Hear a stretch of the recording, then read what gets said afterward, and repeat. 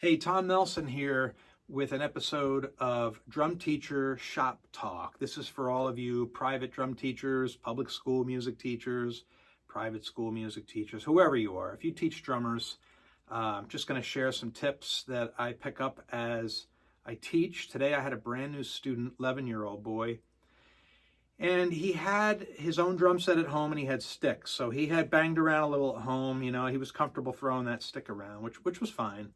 And I sat down with him and I decided I wanted to try to get to his fingers right away. It's not something I've ever done in the first lesson. I normally just put the kids in German position, wrist strokes, and get right to that.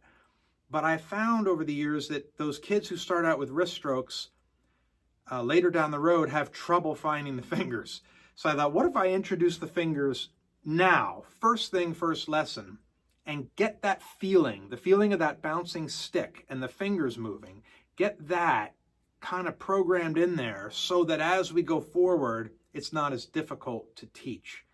And I went for it, and it went really well. I'm really pleased with the outcome of the lesson, at least for one lesson. We'll see as the future goes, how it goes. And I'll also see if it works for other students. This may have been just a rare case with one kid. So take it as you will. Here's what I did.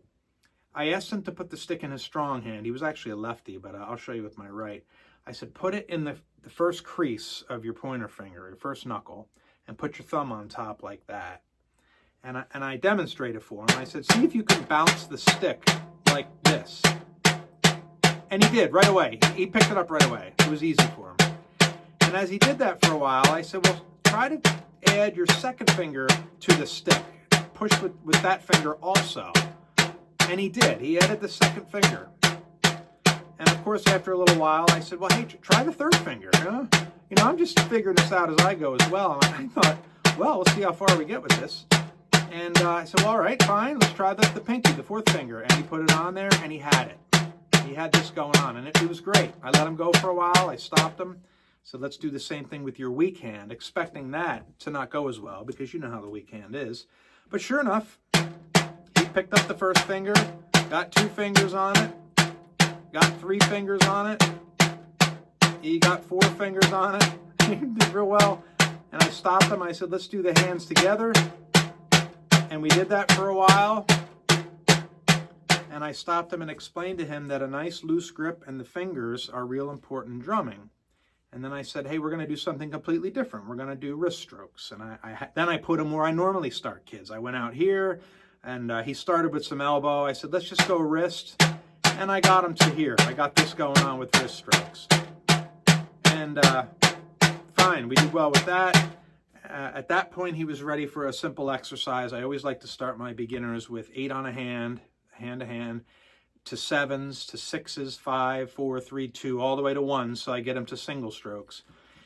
And I took him through that. He did great with it. And I said to him, just put the sticks where they feel comfortable to you. If it's here, whatever feels comfortable, put it where it feels comfortable. We played the exercise. I watched his hands, and he had real nice hands. The hands were soft. The stick wasn't gripped onto too hard. He wasn't clamping down on it. And he played really well. I was pretty excited for the boy.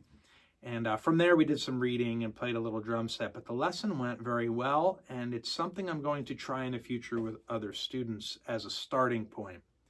And that's why I'm posting this video. If you're a teacher of drums, maybe it's something worth trying as well. And feel free to leave comments and let me know how you start your kids, and if you've tried this, or if you plan to try it, and then if you do, how it went for you. I'd love to know, and we can have a discussion and make each other better, because that's what it's all about, being a better teacher to help those kids learn more. All right? Hey, hope that helps. I'll see you soon.